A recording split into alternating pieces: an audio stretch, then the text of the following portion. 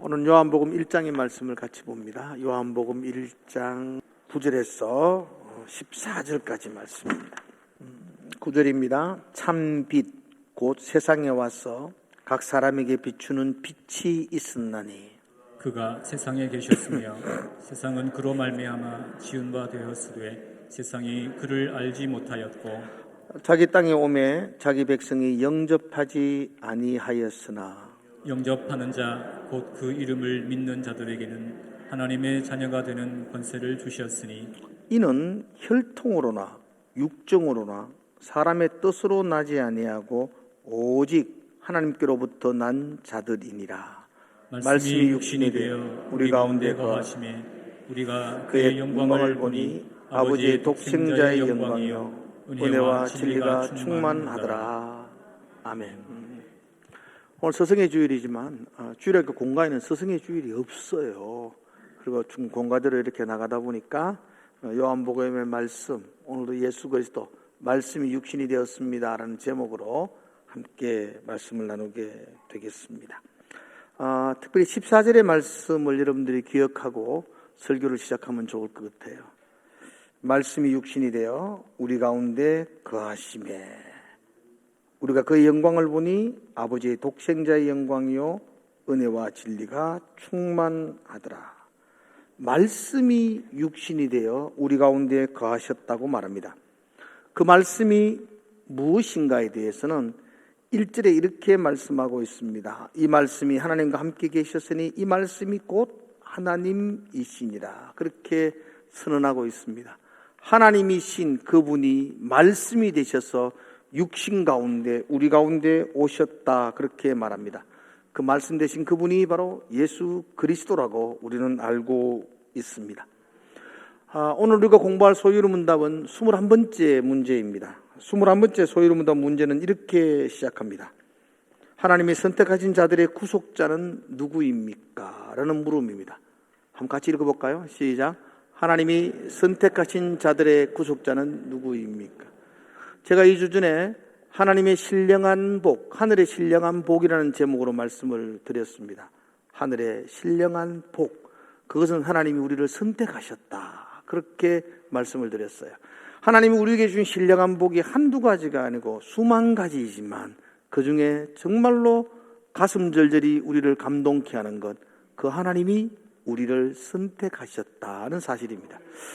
근데 그 선택하셨다는 걸 끝난 게 아니었어요. 하나님 우리를 선택하시고 본질상 진노의 자녀인 우리들을, 본질상 어두움 가운데 있는 우리들을 하나님은 구속해 주셨다.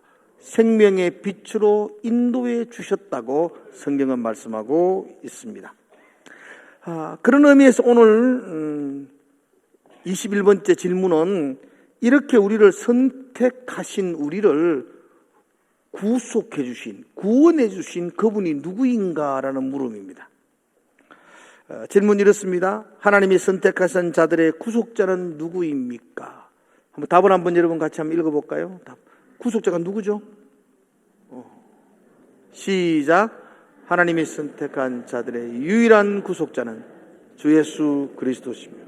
예수 그리스도는 하나님의 영원한 아들로서 사람이 되어 영원토록 합격 안에 구별된 신성과 인성을 가지고 있습니다. 아멘.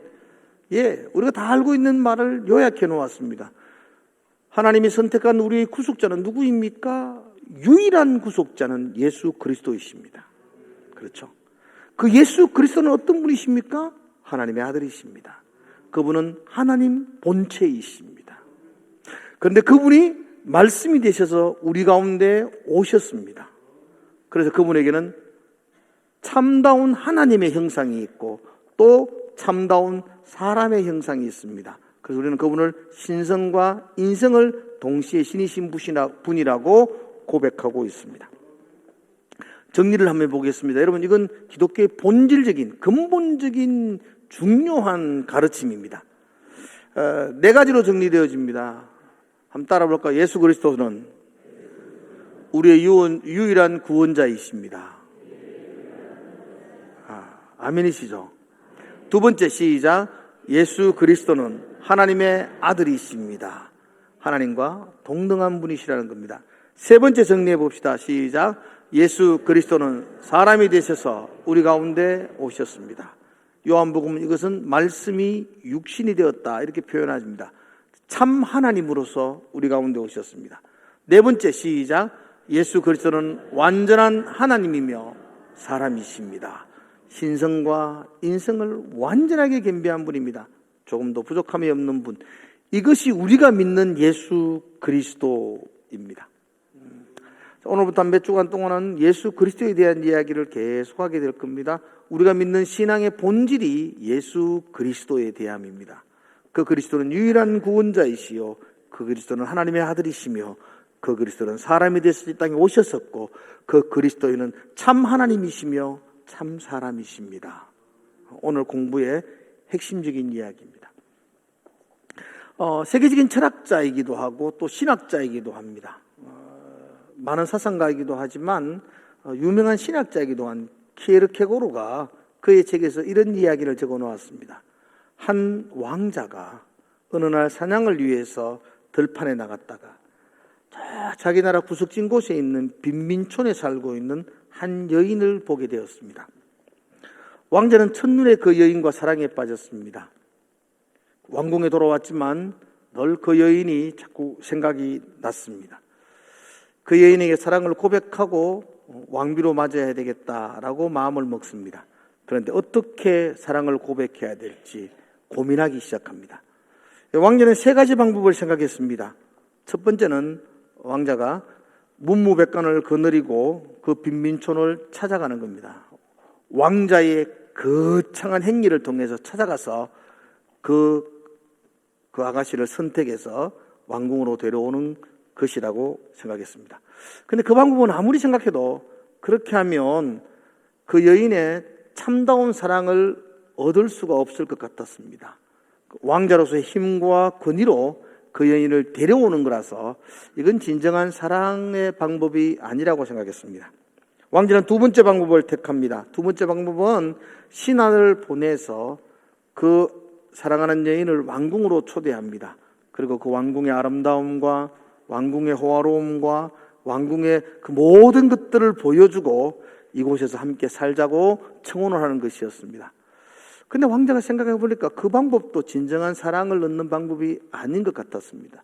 왜냐하면 그렇게 되면 그 여인이 자신을 사랑해서 결혼을 하는 것인지 아니면 왕궁의 호화로움을 사랑해서 자기를 선택한 것인지 이렇게 구별할 수가 없었습니다. 왕자는 진정한 사랑을 얻고 싶었습니다. 그래서 왕자가 선택한 세 번째 방법은 자신이 목동의 옷을 입고 남루한 차림으로 그 빈민촌을 찾아가는 것이었습니다. 그리고 자신의 신분을 숙이고 그 빈민촌에서 그 아가씨와 함께 기거하면서 양을 치면서 매일매일 조금씩 다가가고 조금씩 사랑을 고백하고 그 여인을 설득시켜서 사랑을 얻어내는 것이었습니다. 그리고 결혼을 하고 왕궁으로 돌아와서 함께 행복하게 사는 방법이었다고 합니다. 그 방법을 선택했다라고 키에르케고르가 자신의 책에 기록해 놓았습니다. 이것은 왕자의 이야기가 아니라 예수 그리스도의 이야기입니다. 그분이 말씀이신 그분, 창조주이신 그분이 육신이 되셔서 인간이 되셔서 빛이 난 우리 가운데 어두운 가운데 우리에게로 찾아오셨습니다. 오늘 그 부분에 대해서 구절은 이렇게 말합니다. 오늘 요한복음 1장 9절은 말하죠.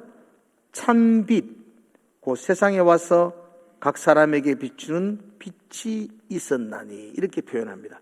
참빛, 누구를 가리킬까요? 예수 그리스도를 가리킵니다.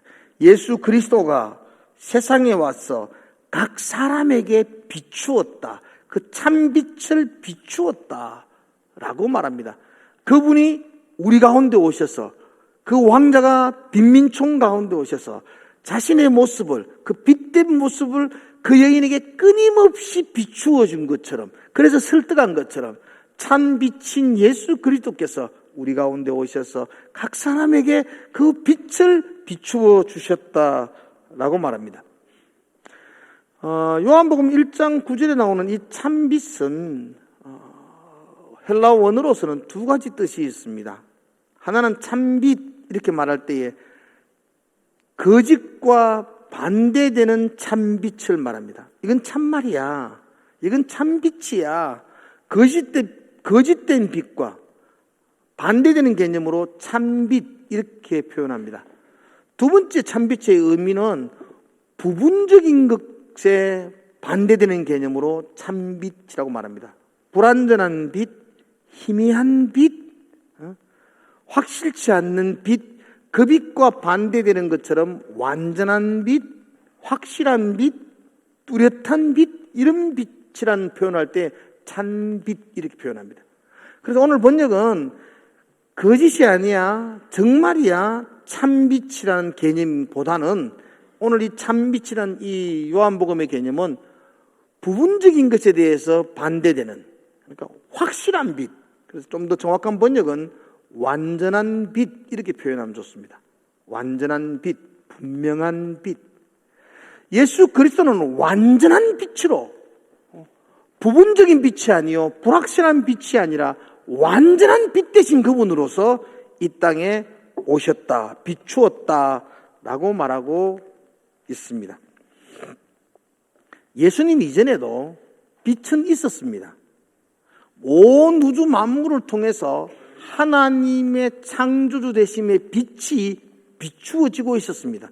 그건 부분적인 빛이었습니다. 희미한 빛이었습니다.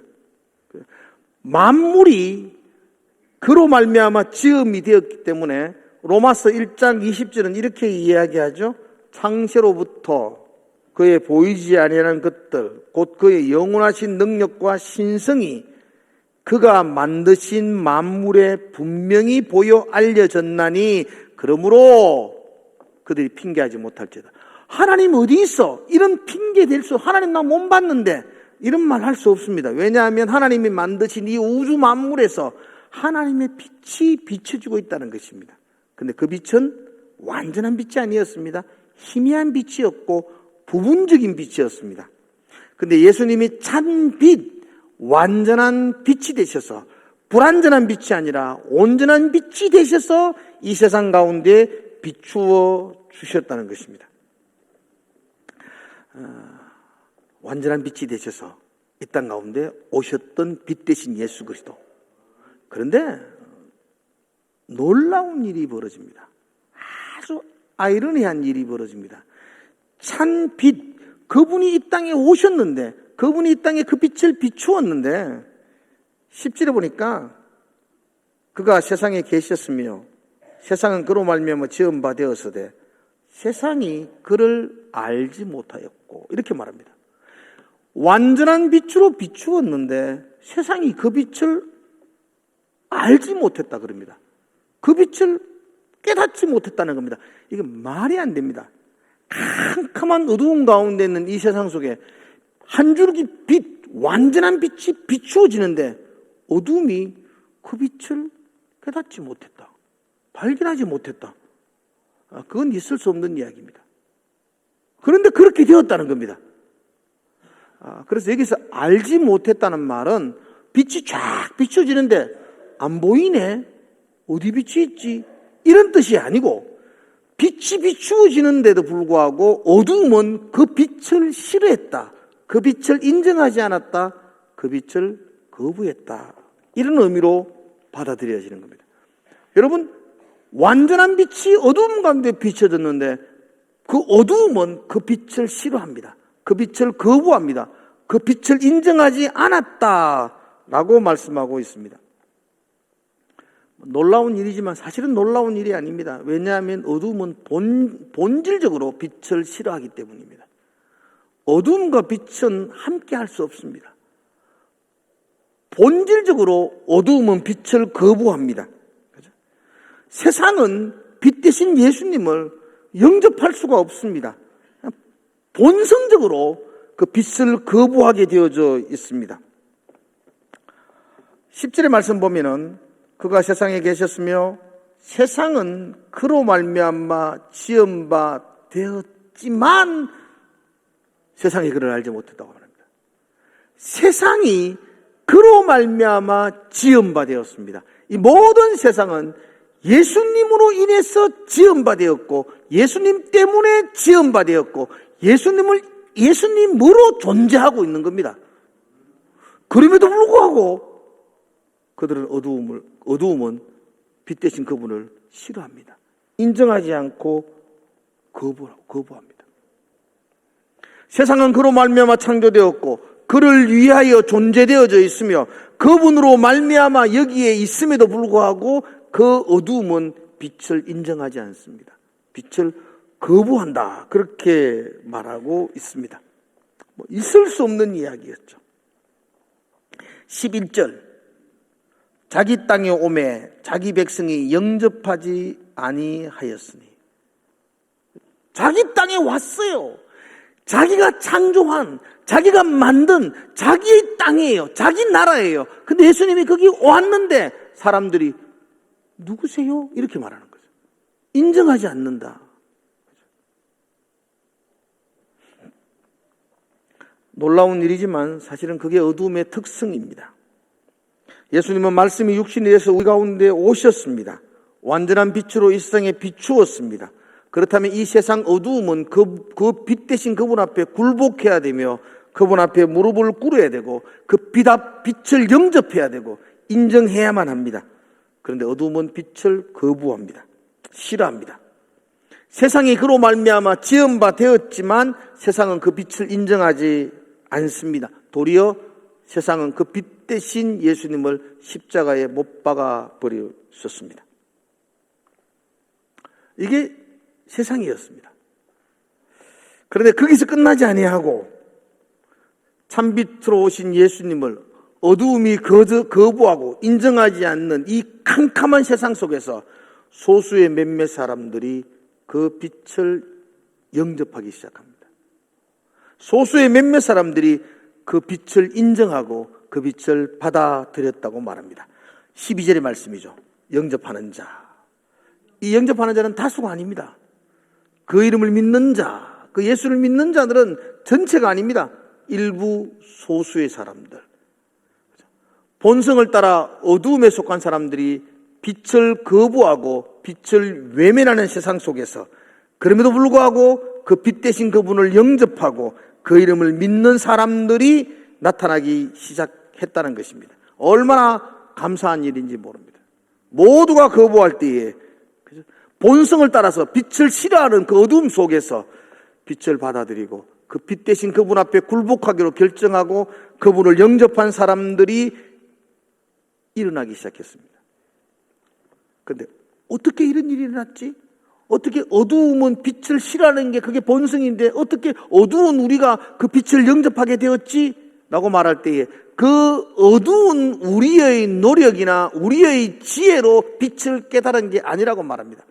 어두움인 우리의 열심으로 그 빛을 발견한 게 아니라고 말합니다. 13절에 이렇게 말합니다. 이는 혈육으로나 육정으로나 사람의 뜻으로 된 게 아니라는 겁니다. 우리가 빛 대신 예수님을 영접하게 된 거, 여러분 영접하셨죠? 그분을 인정하시죠? 안 하시는 분은 안 하셔도 됩니다. 그죠? 예. 교회 안에 들어온다고 해서 다 영접한 분은 아니잖아요. 여러분 영접 안 하신 분도 있을 거예요. 그러나 여러분 영접하신 분들은 여러분의 열정과 여러분의 노력과 여러분의 지혜로 그 예수님을 깨닫게 되고 그 빛을 영접한 게 아니라는 겁니다. 혈육이나 육정으로 사람에서 난 것이 아니요 하나님께서 하나님으로 말미암는다. 하나님의 은혜입니다.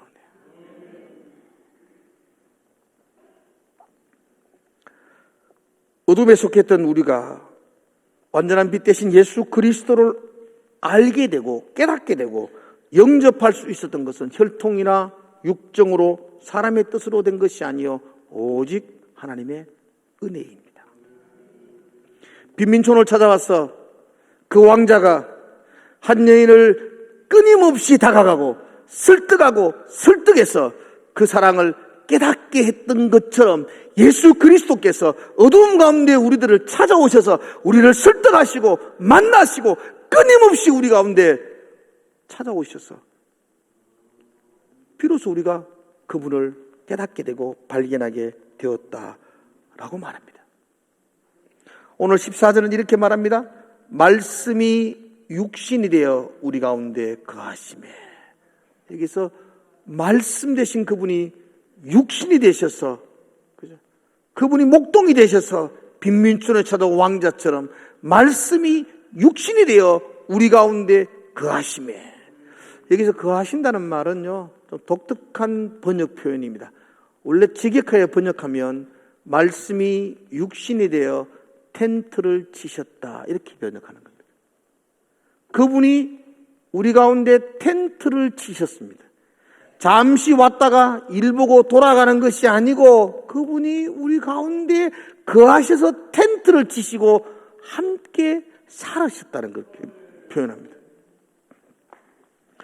여러분, 그 텐트를 치셨다. 혹시 구약 성경에 텐트를 치셨다 떠오르는 그림이 혹시 있나요? 예, 성막입니다. 성막. 이게 그 표현입니다. 출애굽기 그 29장 45절에 보면 내가 이스라엘 자손 중에 거하여라고 말할 때 그때 거하여라는 말이 텐트를 치셨다. 내가 이스라엘 자손 중에 텐트를 치고 성막을 짓고 그곳에 내가 머물어서 그들의 하나님이 되겠다라고 말씀하십니다. 이게 바로 오늘 요한복음에 말했던 거하여 텐트를 치신다라는 말과 동일한 이야기입니다. 하나님이 출애굽한 백성, 구원받은 백성들 그 가운데에, 그 어두움 가운데에 하나님이 직접 텐트를 치시고 그 속에 거하시고 설득하셔서 참 빛을 깨닫게 하셨던 것처럼 빛으로 오신 그분이 우리 가운데 텐트를 치시고 우리 가운데 오셔서 우리 가운데 설득하시고 우리와 함께 하셔서 그 빛을 깨닫게 하시고 그 빛을 영접하게 하시고 그 빛 가운데 굴복하며 살아갈 수 있도록 우리를 인도하셨다 말씀하고 있습니다. 그런 의미로서 14절을 보셔야 됩니다. 14절. 말씀이 육신이 되어 우리 가운데 거하시매. 그렇게 거하셨기 때문에 우리가 하나님의 영광을 보게 된 겁니다. 그분이 우리 가운데 거하셔서 끊임없이 우리를 깨닫게 하시고 설득해 주셨기 때문에 우리가 하나님의 영광을 발견할 수 있게 된 것입니다. 그러므로 사도 바울이 고백인 것처럼 내가 나 된 것은 하나님의 은혜입니다. 우리의 혈통으로나 우리의 육종으로나 사람으로 된 것이 아니요 하나님의 은혜로 된 것입니다. 나의 나 된 것, 내가 하나님의 자녀가 된 것, 내가 하나님을 깨닫게 된 것, 하나님을 발견하게 된 것, 그 하나님 앞에 내가 순종하게 된 것, 하나님의 은혜입니다. 오늘 소유음답 21번째 문제, 하나님이 선택한 자들의 구속자는 누구입니까?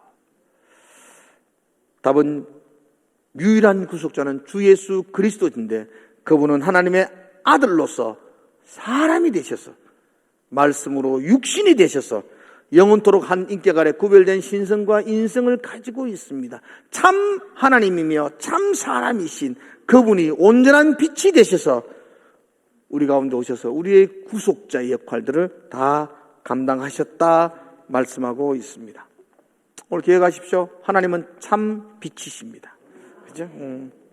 그 빛으로 우리 가운데 오셨습니다. 우리는 어두움 속에서 깨닫지 못했습니다. 그래서 알지 못했습니다. 거부했었습니다. 근데 그분은 끊임없이 우리를 설득하셨고 그 한없는 사랑으로 우리를 찾아오셨습니다.